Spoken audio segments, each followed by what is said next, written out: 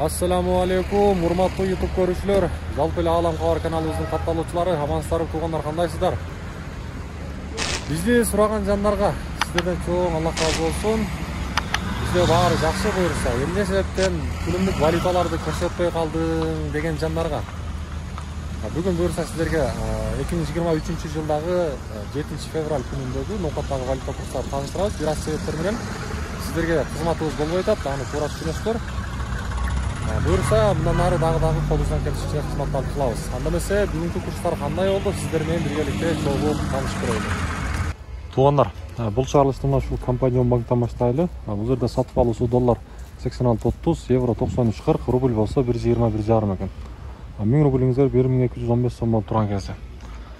Финка банк доллар 86.30, евро 93.80, рубль болсо 1.216. Эко Исламик банк болсо доллар 86.30, евро 93.50, рубль болсо 1.21,5.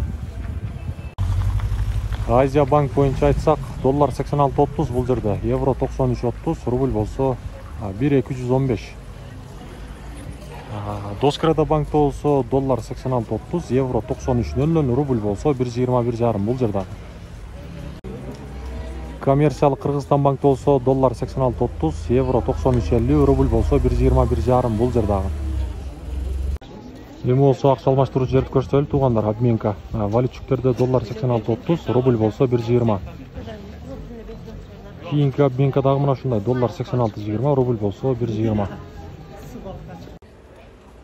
Капитал банк болсо доллар 86.30, евро 93.50, рубль болсо 1.212. Бул жака жылабыз дагы.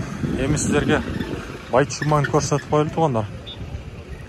Сатып алуусу бул жерде доллар 86.30, евро 93.50, рубль болсо 1.215. Туугандар, бүгүнкү 7 февралдагы ноокат шаарындагы курстар мына ушундай болду. Лайкты аябай тарсылдатып уруп коюңуздар, сиздерден эч нерсе кетпейт. Буюрса сиздерге дайым колубуздан келишинче кызматты кылып турабыз.